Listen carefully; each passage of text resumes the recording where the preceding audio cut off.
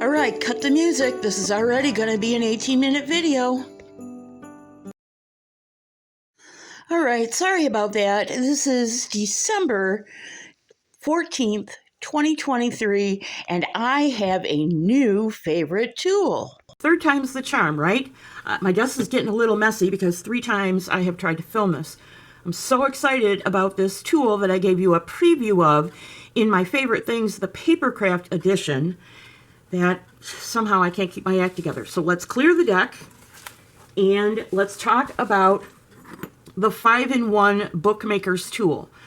First thing you need to know, the one I bought from Amazon, and I bought it from Amazon because even though the ones on that orange discount website that doesn't sponsor me, so I'm not calling their name out anymore, they're not made out of stainless steel. The one from Amazon is made out of stainless steel, and I hope you can see this. It's twice as thick as my ruler, my metal ruler. So this is a substantial tool. I don't think this is going to bend, but, you know, never say never. All right, so for me, getting straight cuts and square corners is an issue. And I've already hacked this up twice, so let's just check my corner. You have to make sure, I've noticed when trying to use this with material that's, you know, less, that's more than as wide as this, you have to make sure when you're squaring your corner, you slip your material under this end of the arm. And this is a square corner.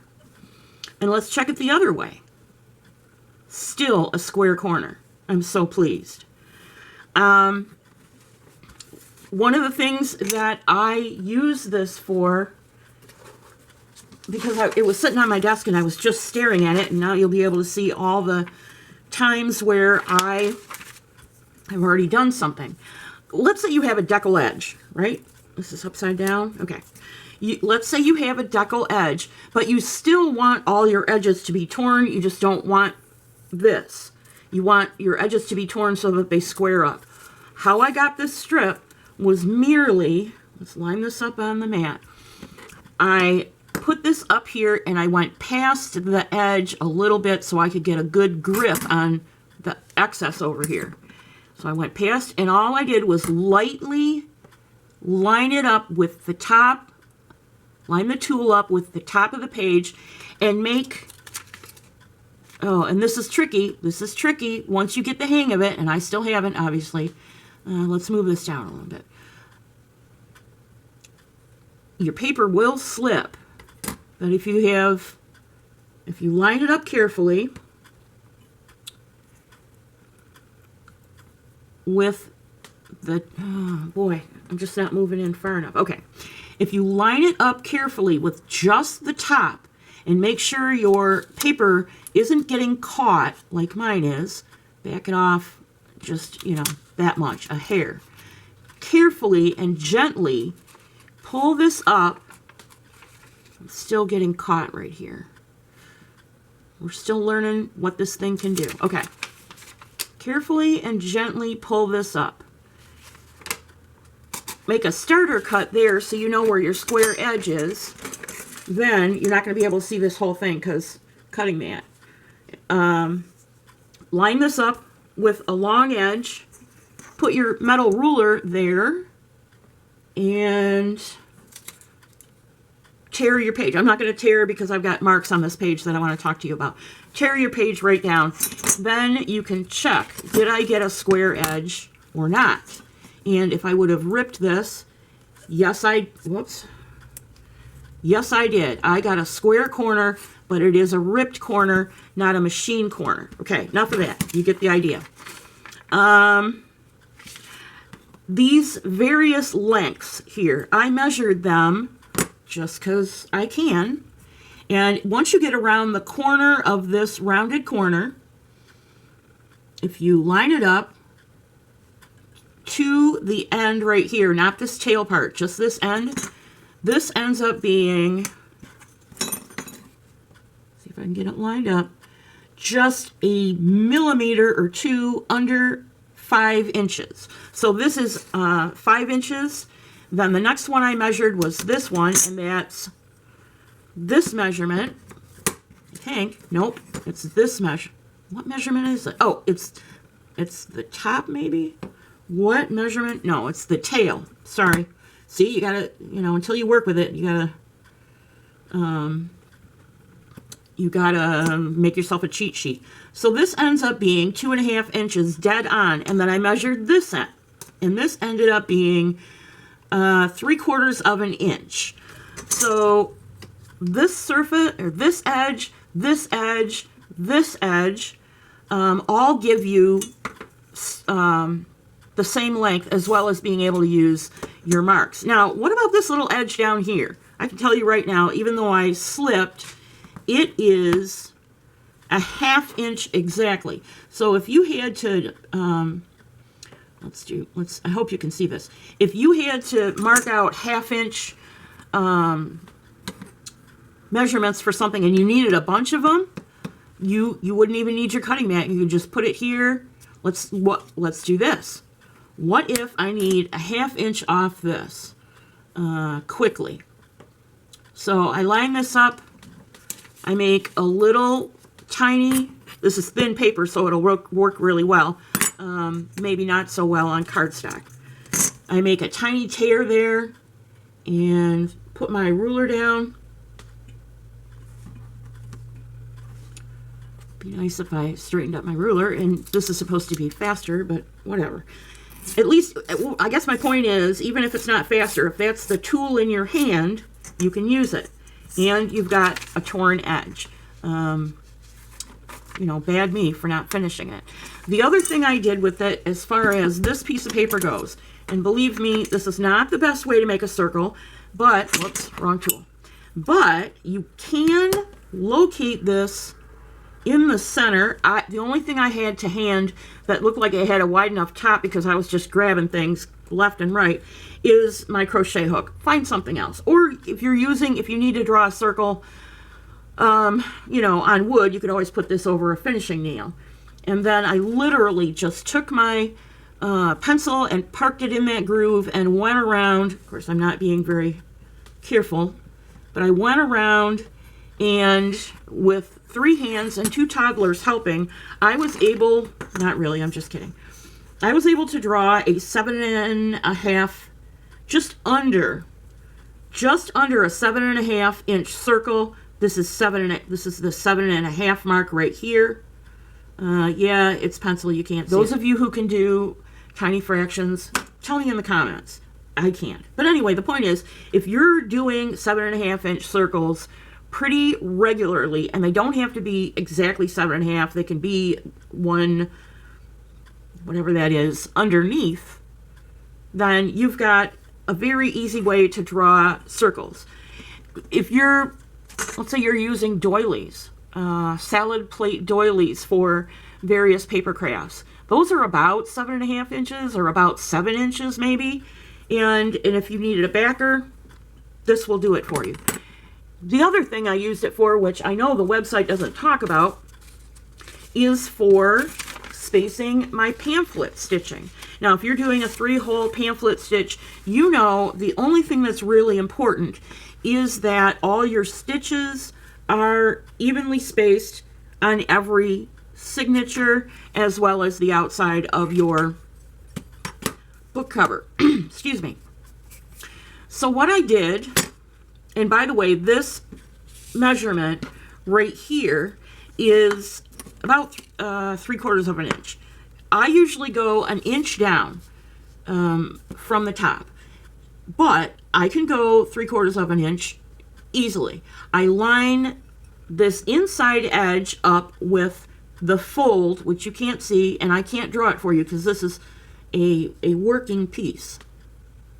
So I line it up so it's straight down here, and it runs right along my fold. I put my all the way in the corner and punched my hole. And then all I did was flip it this way.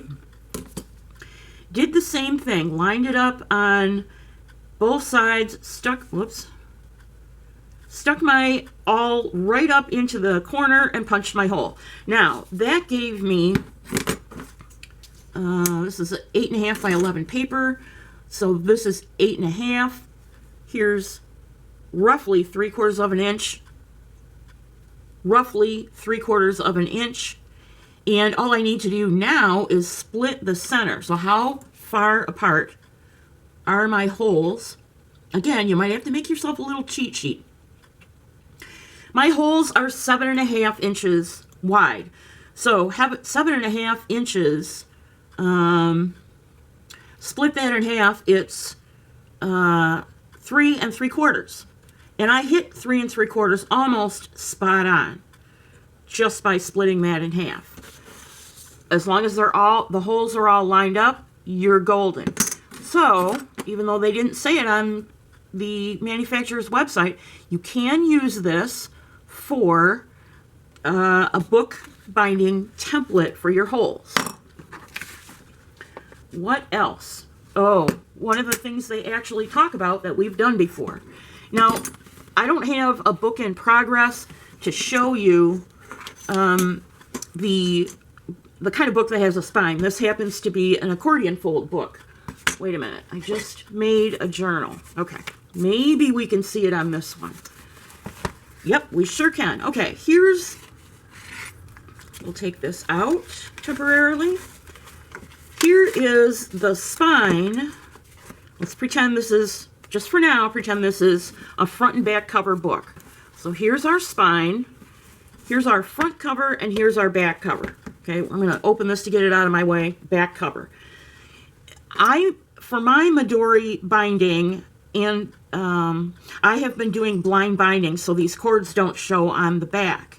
But we're concerned about spacing. If you look, you can see right here, there's a gap. And right here, there's a gap. And I've even got some repair work to do.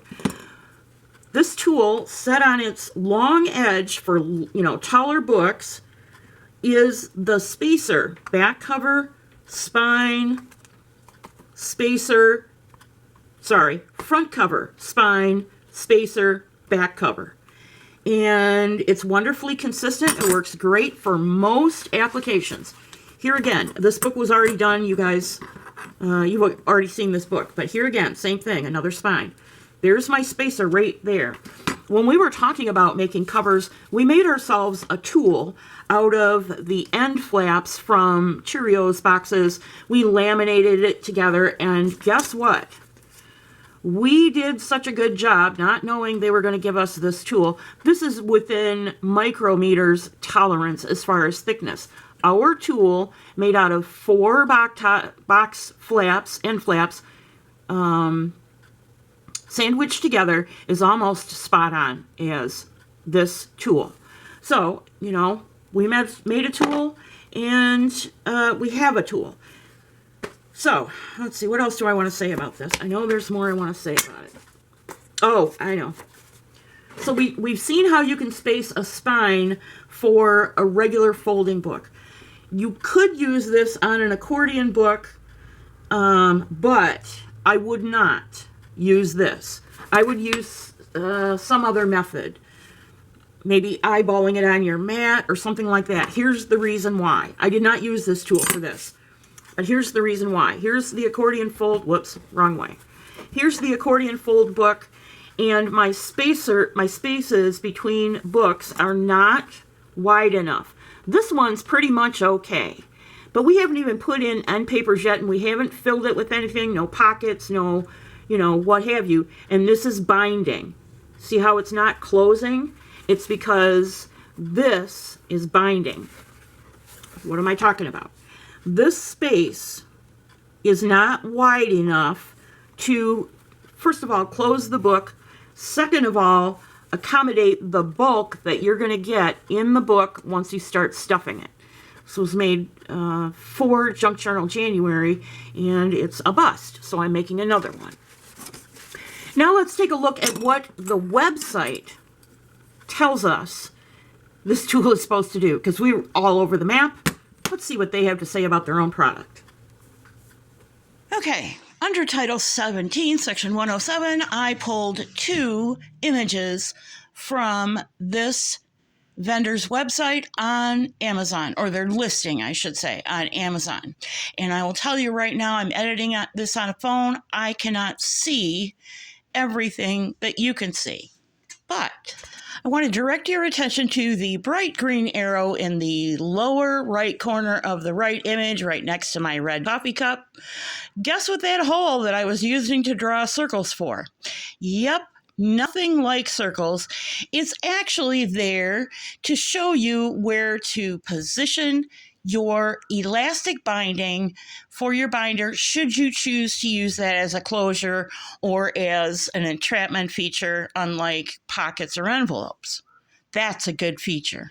So the vendor's name is Cyfun Design, Cyfun Design. It's called a 5-in-1 book cover guide, and it's not really a title. So I'm calling it a bookmaker's tool, at least here on Alpacamade.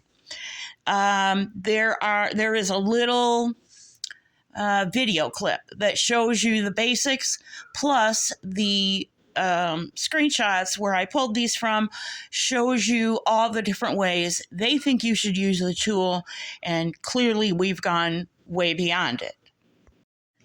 I haven't pointed this out in a while for my DIYers, junk journalists, and makers of all kinds. There is a hashtag list on Amazon called hashtag Alpacamade on Amazon. All you have to do is search Alpacamade on Amazon, and the lists of the things that I have used and recommended, recommending is a strong word, things that I have used and am satisfied with are listed in that hashtag list. It is not, N-O-T, not an affiliate link. However, should you decide to use Alpacamade on Amazon, which is always listed in the links in the show notes, as your shopping start, and Amazon sees the traffic coming from my YouTube channel, perhaps someday I will have an affiliate link which will help this self-funded channel greatly. And should you do that, thank you in advance. It's appreciated. We have another Favorite Things show on Sunday. I can't remember what it is because it's been a dog barking all day long. We're in under 17 minutes. Thank you so much for joining me. God bless you. I'll see you on Sunday.